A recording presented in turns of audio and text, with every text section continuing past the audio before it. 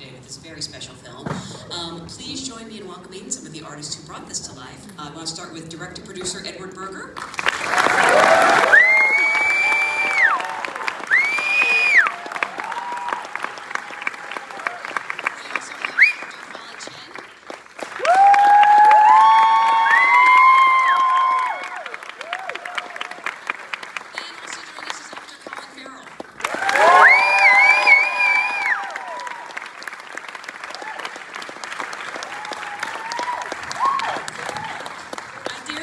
Dancing. I really thought you'd do it. I mean, you worked so hard to learn those moves. You may as well show them off. Yeah.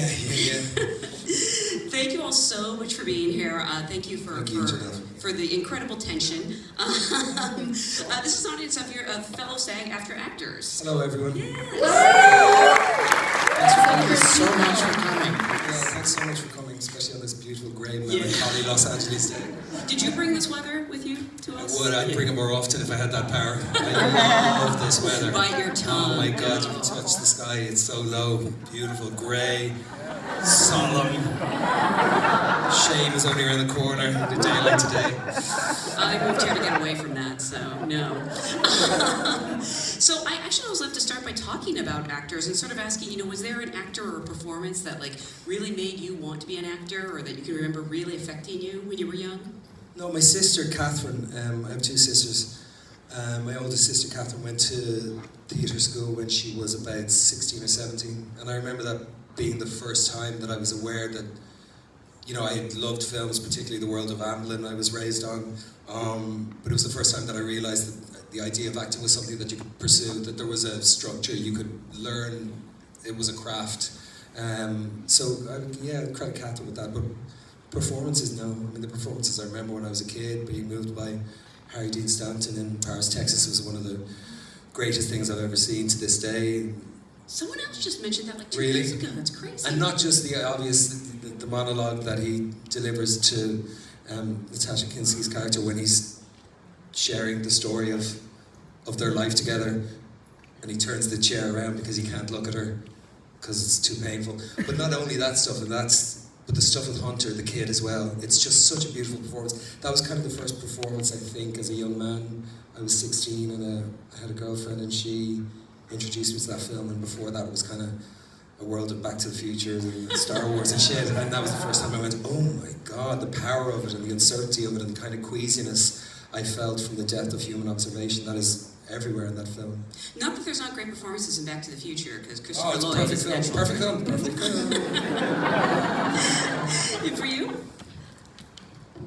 For me, as you guys were talking, I was like, oh, in my family too, I just realized my grandfather and my grandmother, who are opera singers, but he starred as the grave digger in the first Chinese production of Hamlet in 1940s. No way. Yeah, the first translated from English to the Chinese modern language, yeah. And because he could sing, so he went next door to the drama division, he was a singer, and he just did this part of the grave diggers, 2 guys, and I would have a photo of him with mustache, and so he was acting. And I always think of them as singers, but I just realized at the moment, I have some in my family too.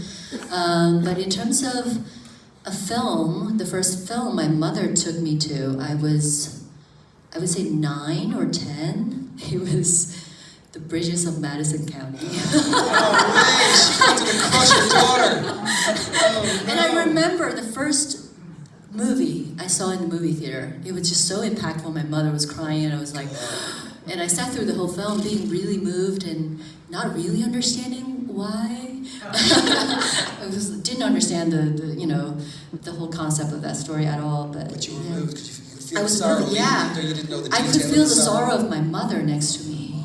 She was just so moved, and I was looking at her. Right yeah. Proxy. Yeah. Not age appropriate, but.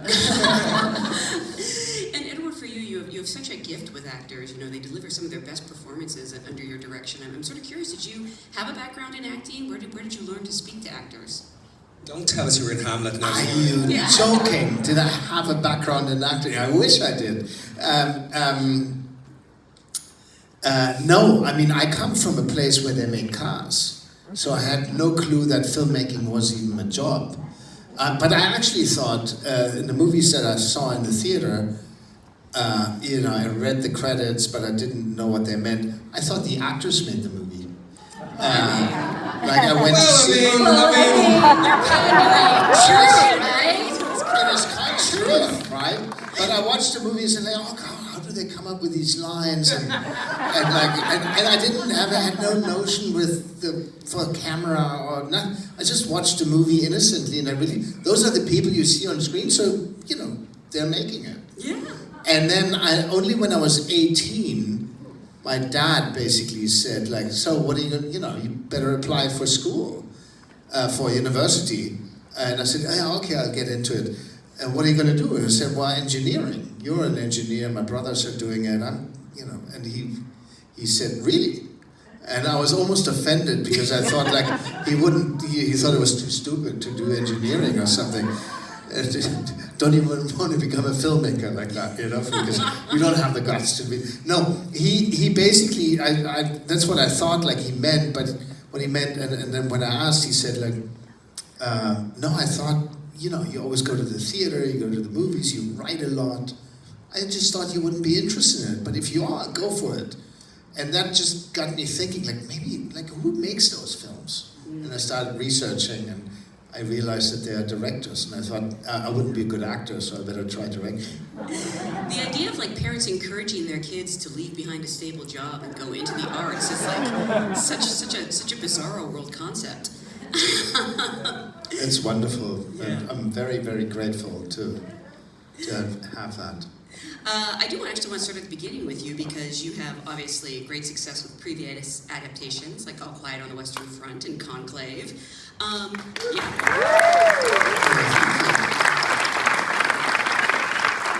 How did Lawrence Osborne's novel find its way to you, and what made you, not only drew you to the story, but made you see it as filmic? Because not all great books should be movies. Well, my good friend and producer Mike Goodrich, I had a wonderful lunch with him about 8 years ago, and he was running the Macau Film Festival at the time, and he just was in love with the city and was looking for material to shoot there. And when he said, I want to make a movie in Macau, immediately that I thought that could be interesting because it's, I'd like adventure and taking me to places that that aren't seen that often, maybe on screen.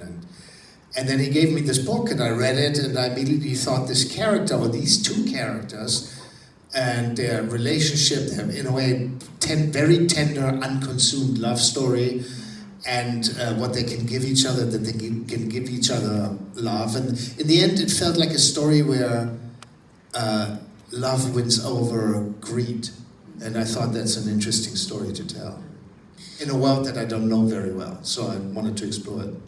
And Colin, aside from the appeal of shooting in Macau, what interested you in the role of Lord? It's hard to say Lord Doyle. I got to give props to all your cast because I've tried saying that a few times now. Lord Doyle.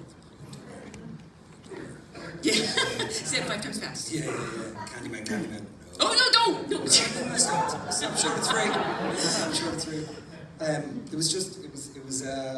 It was like nothing I'd read, which I've said before about a couple of things because it's been true before, and every time it was incredibly unique. I kind of liked the idea that there was no backstory. That when I read it, on the first page when he rises out of bed and he says fuck, his heels are barely on the cliff's edge and he's just about to fall into the chasm. And I like that. I like that it felt very immediate and it felt very present. It was just I had a bit of a knot in my stomach reading it. I flew through it. It was a really quick read, and I had seen Patrick Melrose because I signed up. We started talking about doing this film about 3 years ago. It was before All Quiet came out, but I'd seen Patrick Melrose and I thought it was just such a tasty piece of storytelling. And Benedict was wonderful in it, and I thought, who's the director? And then I found out that the same director from Patrick Melrose was going to do this piece set in Macau, and read it and just loved it. I'm sure as an actor, though, you created a backstory. Because you had to keep track of all of his lines, probably. Yeah, and it wouldn't be that interesting to share with you, so I won't bother. But absolutely. No, absolutely. And you know what, origin stories are really fascinating, and people read biographies and autobiographies, and we watch documentaries about people's lives, and we listen to each other sometimes. We could listen more, of course, but we listen to each other and we ask each other's questions because we want to know, because somewhere inside there is some inherent belief, I think, that we are all more connected than we move to the world and act like we are. And so with that in mind, yeah, I did have a backstory, and I don't even know, I don't even believe that they're essential, you know, it's just fun. It's just fun. You know, you're asked to take something that is manufactured and is the result of Lawrence Osborne and then Rowan Joffe's imagination, skill, desire, hope, belief, concern, and you're asked to take that thing, which is artifice on the page, and make it real. But it's real on the page, of course, for them. But for you, it's an objective thing. It's a script, and it's a book, and it's artificial. It's just a manufacture, even of such pure things as a person's imagination. And then you're supposed to bring it to you to the point where you become a subject of it. It's not an object anymore. It's a living, breathing thing. And you look around you, and there's 250 people on any given day on the set, all willing this thing into being, moving in the same direction. It's so beautiful. But like backstories, it's all just fun. It really is fun, and it hurts sometimes. Yeah. I was gonna. Well, okay. There's a scene where you gorge yourself, and it looks fun for maybe 5 seconds. Yeah, and then I yeah. actually started to get concerned. Was that fun? That was not, the first 2 takes were fun, yeah. Yeah, the first 2 takes were fun. There was an amazing chef. Did you have a spit bucket? I did have a spit You did? bucket. Okay, Yeah, got yeah, I did. I'm not sure how much I used it, but it was. But I didn't cut until he swallowed it. But yeah, no, it was fine. I was probably 10,000 calories in by lunch. We didn't order room service that night when we got back to our hotel room. Yeah. How long did you shoot that scene for? Probably, I would say 3 hours, 4 hours. Yeah, we ate a lot. Too much lobster. Oh, champagne problems. Too much lobster. Fala, Dao Ming is such a fascinating character because, like, she's almost like this spirit, or literally an angel. How did you become aware of the role? And I'm really curious about how your chemistry is so vital to it. If there was a chemistry read, or how you came to get the part. No, but there was a chemistry read with Edward. He personally flew all the way to New York just to see me after our couple Zoom meetings, and yeah, we were just in this in New York City, this office building, like a very barren room, and we just went for the scenes, and I was really hoping I would get notes or workable, can do something else that he would give me. He was just nothing. I was terrified, but I had to muster up this confidence at the same, as a character too.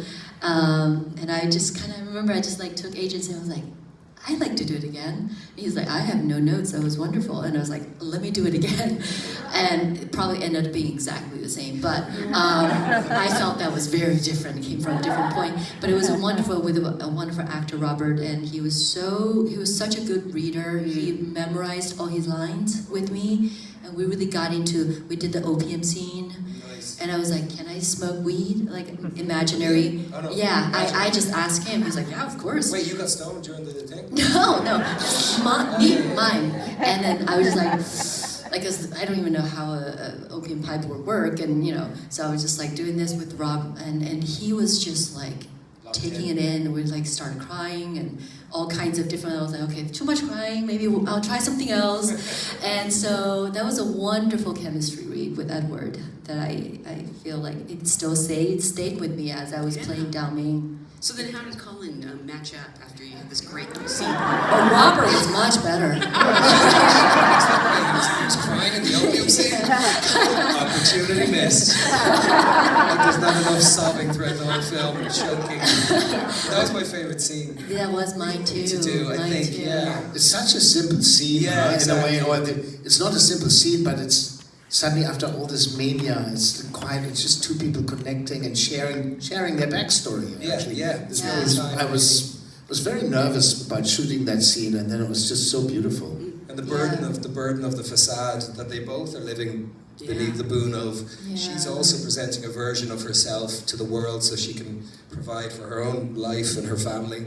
that she believes the world expects, and Riley is obviously presenting Doyle as well, and it's the one time in the whole, because even with Magic Tilda's character, you know, when there's moments of honesty between us, it's still angst-ridden, it's before the last game, it's whatever it may be, or even at the end when he gives her the money, he's still a little bit but the scene we had on the houseboat, and where it came in the shoot as well, because Towards the end, we were 7 we need to weeks in. decompress. We were like 5 days left of the whole shoot, and everyone, including the crew, Ed, everyone, I was going to call you Demi, it's the dress, everyone was wrecked. Yeah. Everyone really was. Everyone was super, because there were long days and it was a chaotic shoot in a really good, constructive way, I feel.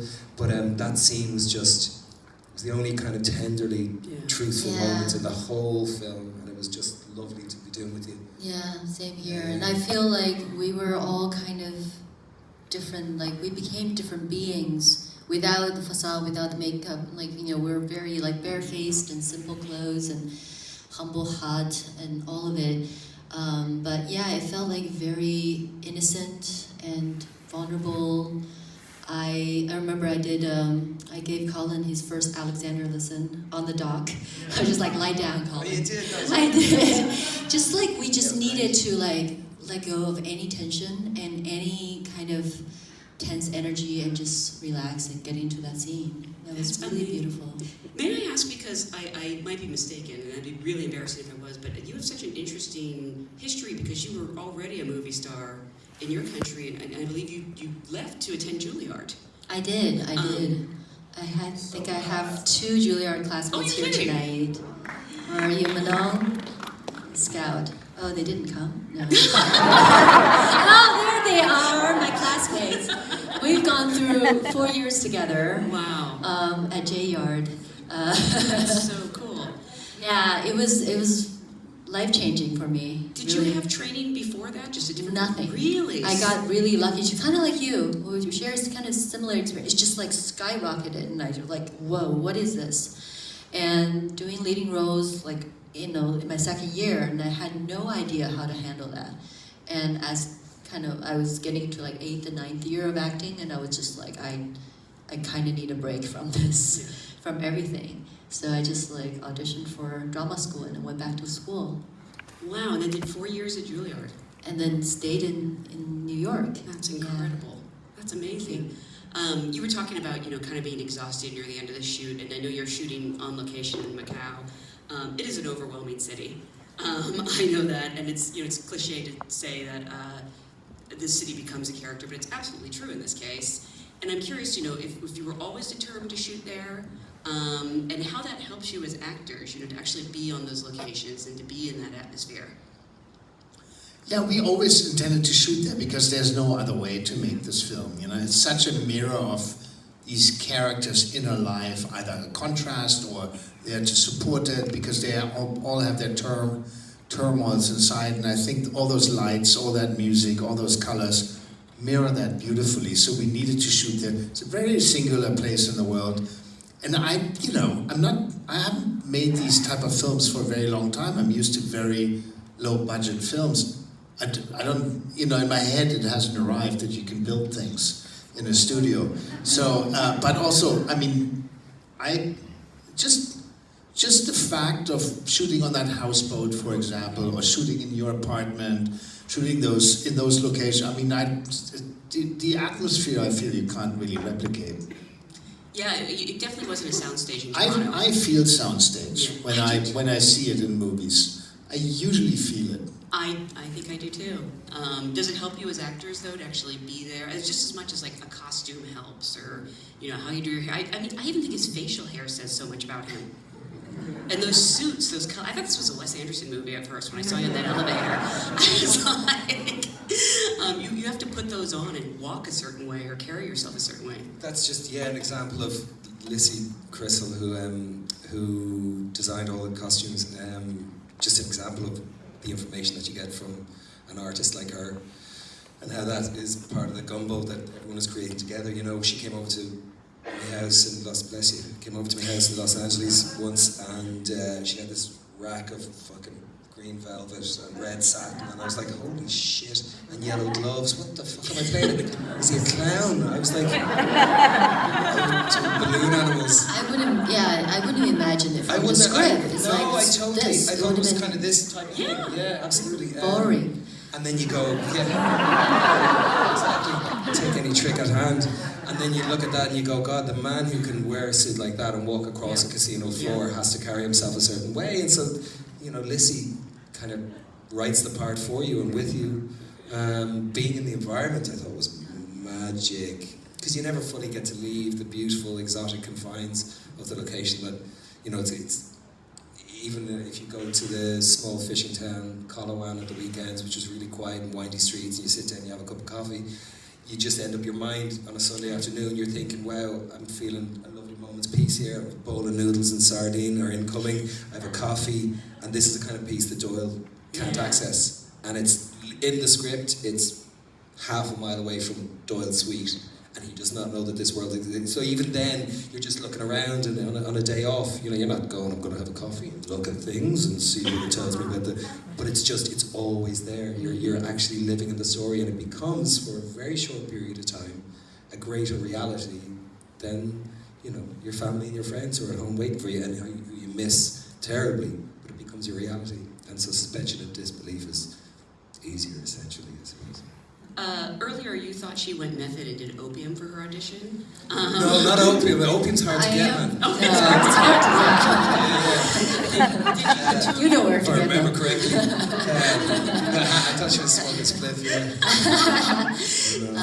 Did the two of you spend any time gambling or learning the game? We learned opium smoking too. We did They learn brought an opium smoking. expert. Yeah. And the guy really, back in the day, he did. And we also had experts teaching us about gambling and you played. Yeah, it was on the games. timetable. Opium lesson. At Yeah. two, We've had those.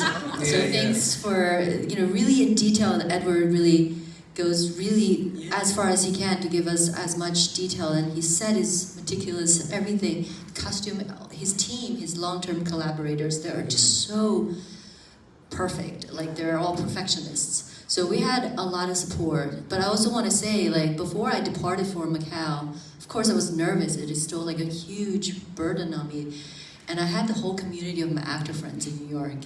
That was like my biggest support. I had Maria Dizia, who's my friend, but also my coach.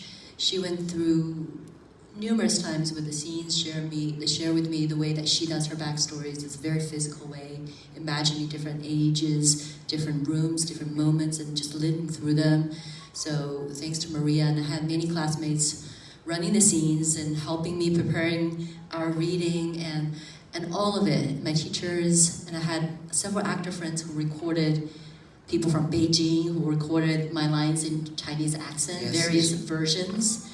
And I sent to Edward. So just all these preparation process, I would have not done it alone at all.